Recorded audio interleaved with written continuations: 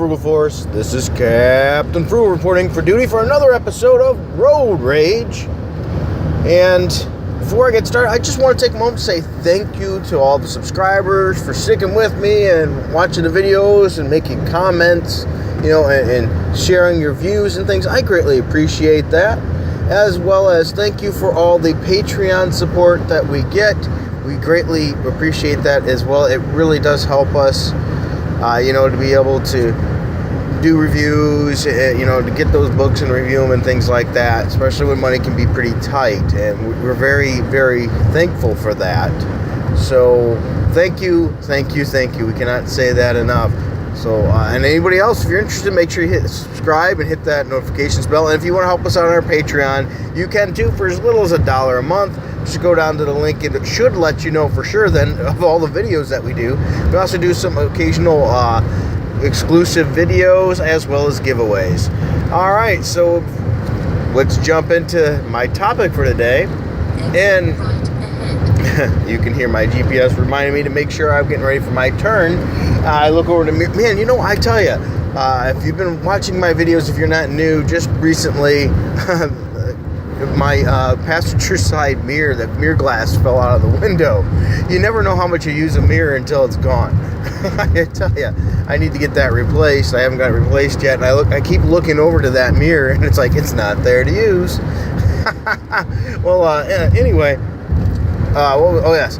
So not too long ago, I got a good deal on a big batch of Hulk comic books, and there I recently read the Red Hulk, and I just got done reading the Indestructible Hulk. I believe that was 20 issues, written by Mark Waid and various artists. And I tell you, that series, whew, when somebody from Marvel says art isn't the big deal, they are so wrong.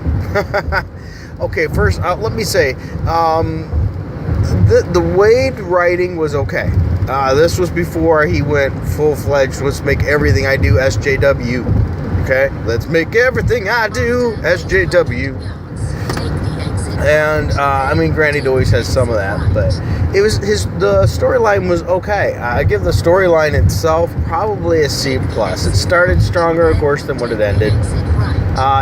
It wasn't real entertaining. It just was all the way through. It was an interesting concept where Bruce Banner made a deal. He realized that he doesn't make a big enough impact on science, and it showed a little bit of. I think it gets in the head of Waid a little bit here too, because what it is Bruce Banner. It seems like he's jealous of the other scientists in the Marvel universe because they get notoriety and everything for the things they do and create, where all he's known as is pretty much his Hulk smash. So he makes a deal with S.H.I.E.L.D. that he will get his own laboratory, and he ends up getting his own assistants too, as long as he's going to be working for S.H.I.E.L.D. He's going to be under S.H.I.E.L.D. supervision, and S.H.I.E.L.D.'s going to use him as a targeted weapon, if you will. So when he's going to Hulk out, he says, you're going to point me at where you want me to go, and I'm just going to destroy things. Sorry about that. Still got my cough.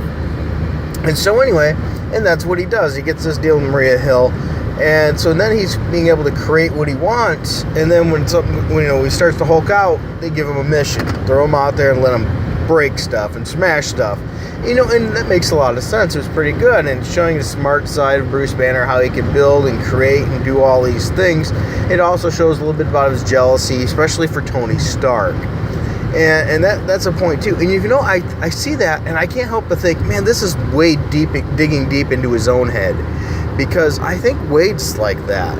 Waid wants all the attention. He has to have, all this admiration. And if he doesn't get it, he spurgs out. He doesn't like it when other people get it. Because Diversity in Comics was getting a lot of attention and a lot of sales drumming up, for example, with Jawbreakers. And what did he do? He couldn't handle it, so he had to go and try to get it stopped from being printed. I think it's jealousy, and we've seen that jealousy in the Bruce Banner character here, and I think Waid tapped into his inner jealousy and his issues there on this book. So anyway, the stories were okay. I mean, they're just weren't any super high points. It was just okay. So the writing probably gets a C+. I'm sorry about that. But here's the kicker.